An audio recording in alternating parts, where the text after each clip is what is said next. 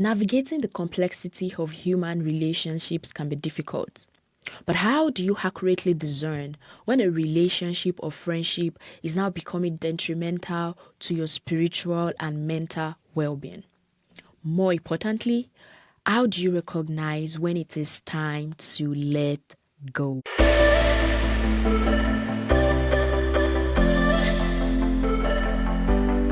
Hello, my friend. My name is Precious Olalere, and I'd like to welcome you to the Court of Love podcast, where we rule on matters of the heart using biblical principles. Have you ever found yourself in a friendship or relationship where things just don't seem right, even though you can't quite place your finger on why? Sometimes God might be trying to tell us something by making us uncomfortable or creating circumstances that would push us to reevaluate our friendships or relationships. It can be tough to recognize when God is trying to remove someone from our lives, especially when emotions are already involved. But by paying attention to certain signs, we can better understand God's guidance and make choices that align with His plan for our lives.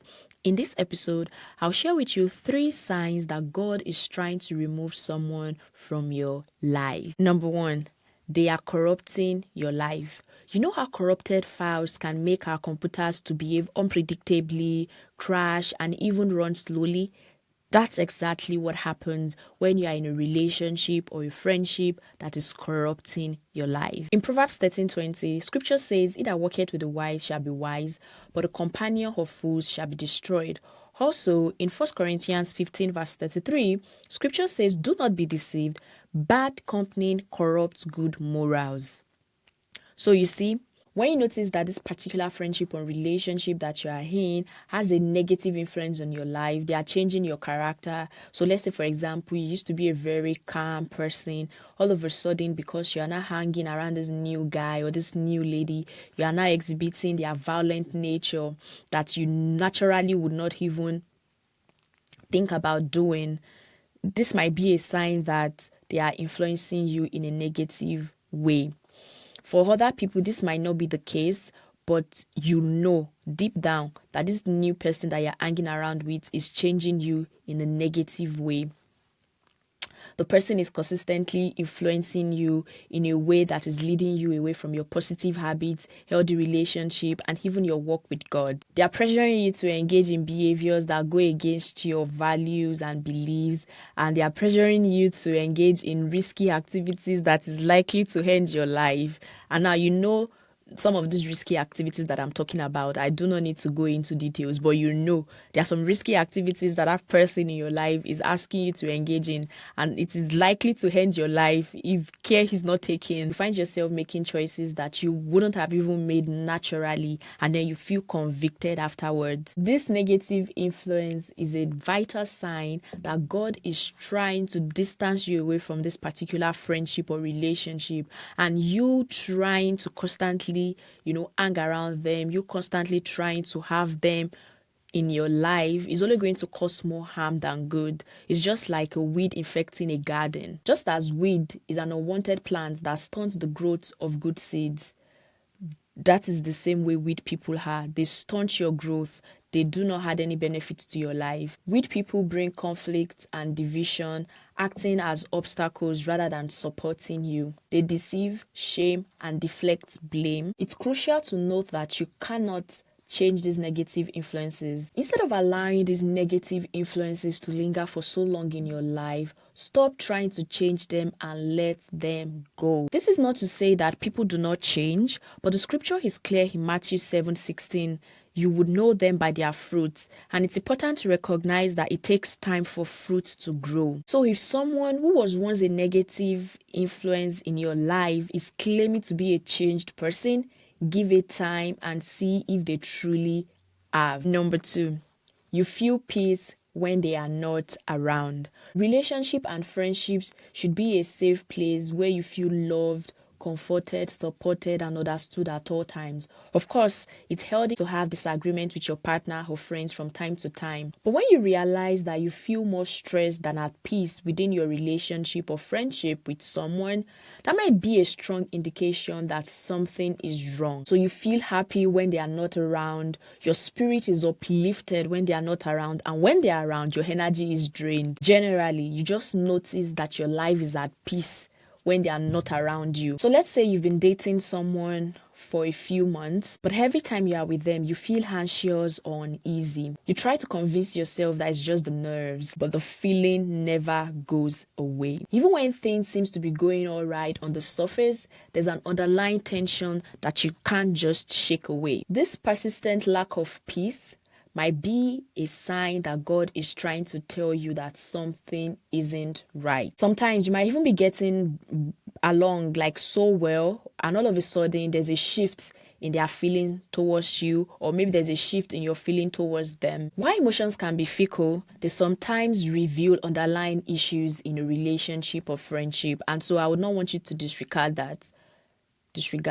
So instead of asking and begging God to change someone's feelings towards you, consider that He might have authored them for a reason. Number 3, they have too many toxic behaviors and too many red flags.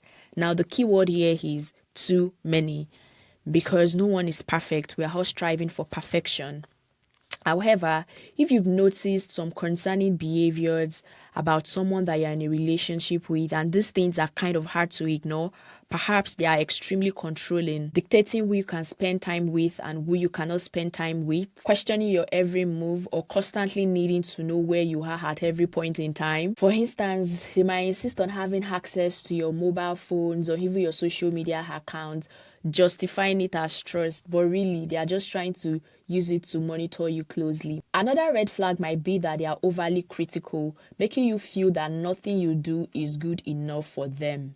This could look like belittling your accomplishments, mocking your appearance, or even making snide remarks about your choices. For example, if you land a new job, instead of them congratulating you, they may say something like, "Oh, are you sure you're up for it? Oh, this is way beyond your skill level." Really?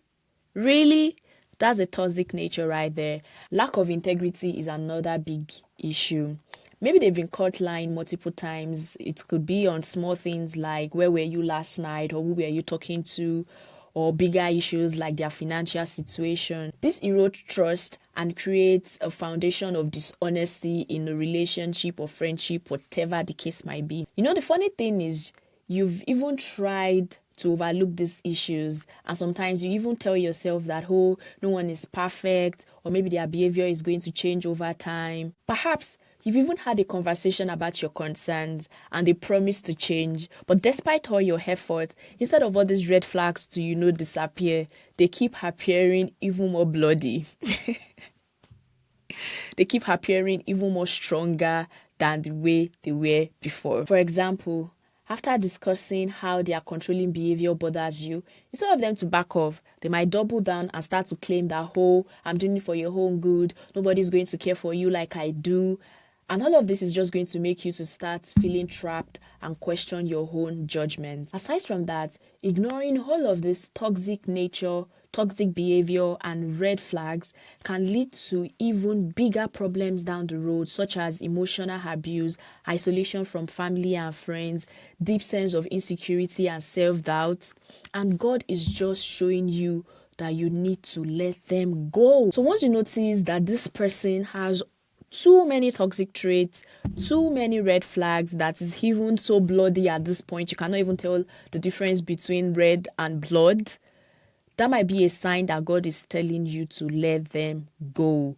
That might be a sign that God is trying to distance you from that person, but you are just so blinded with the love and the affection that you have towards them. But God is saying to you today, let this person go. Sometimes letting go is not giving up, but about protecting yourself from further harm and making space for healthier relationships and friendships in the future. That's everything that I have for you today. I hope you found this discussion insightful and that it gave you something to think about as you navigate your friendship and relationships. If you enjoy this conversation, please do well to like, leave a comment, and share with your family and friends. Do not forget to subscribe so that you'll be the first person to get notified when I make a new upload. Till I come your way again next time, stay blessed.